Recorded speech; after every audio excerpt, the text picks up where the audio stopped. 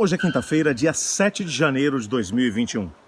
O tema que estudaremos na nossa lição da Escola Sabatina será Apelo Espantoso.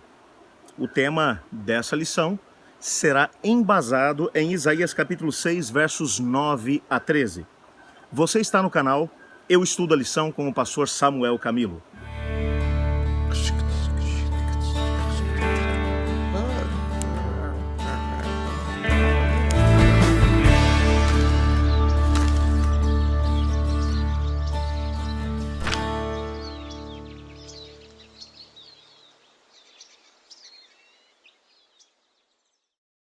Dentro do que estamos estudando sobre Isaías capítulo 6, se tivéssemos parado a mensagem que o Senhor Deus tinha para Isaías no capítulo 6, na parte que vimos ontem, que foi o chamado de Isaías, quando Deus diz, e quem irá por nós? Isaías disse, eis-me aqui, envia-me.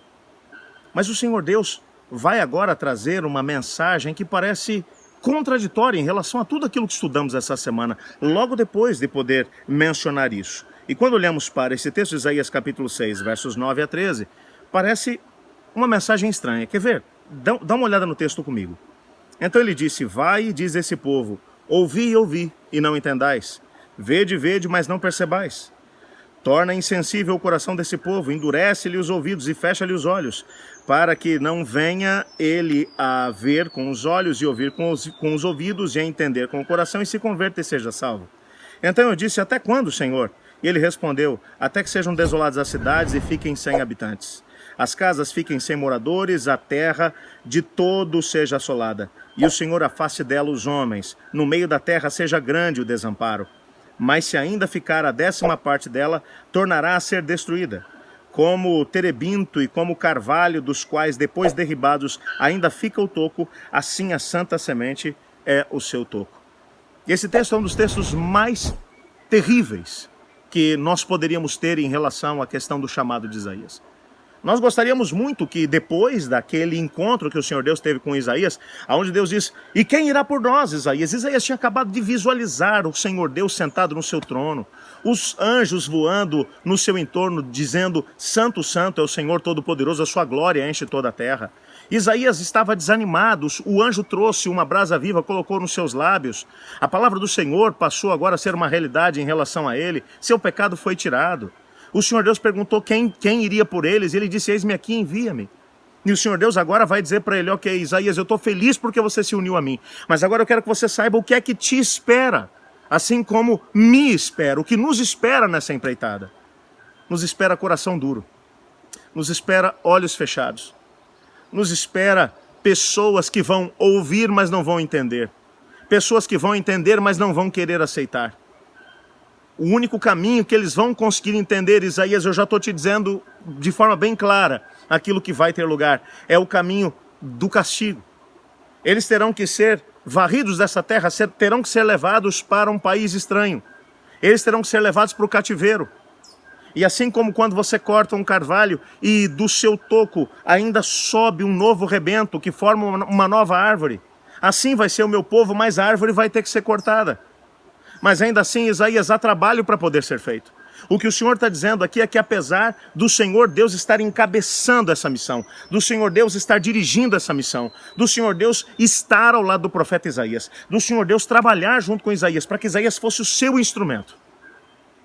Ainda assim, havia um elemento que seria a grande pedra no sapato de Isaías, da mensagem ou da missão de Isaías, que é a liberdade de escolha. O livre-arbítrio que todas as pessoas têm.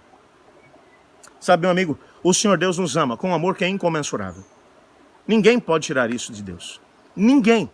Absolutamente ninguém. Deus nos deu esse privilégio e esse poder, que é o maior poder do universo. O poder de determinar, de definir como será a nossa história. O Senhor Deus nos abriu um caminho. Através da morte de Cristo Jesus na cruz do Calvário, nós temos de novo a possibilidade de poder escolher. Nós podemos olhar para Adão e Eva e dizer, por que eles fizeram aquela escolha errada? Pois Jesus morreu na cruz do Calvário para nos dar a possibilidade de escolher de novo. Mas dessa vez escolhermos melhor. Mas quantos têm feito escolhas iguais ou piores à escolha que Adão e Eva fizeram no Jardim do Éden? O que o Senhor está dizendo é que o elemento livre-arbítrio ele continuará existindo. O fato de as pessoas não aceitarem a mensagem do Isaías não significava que ela não vinha de Deus. O fato de as pessoas não quererem se entregar a Cristo Jesus não significava que o Espírito Santo não estaria trabalhando com Isaías. Significava que as pessoas eram livres para poder seguir o seu caminho, não.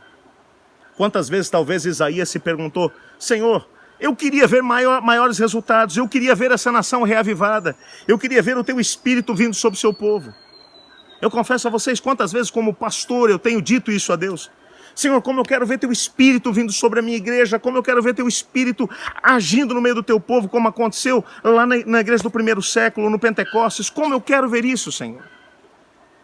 Mas nós continuamos tendo o mesmo livre-arbítrio que as pessoas da geração do Isaías.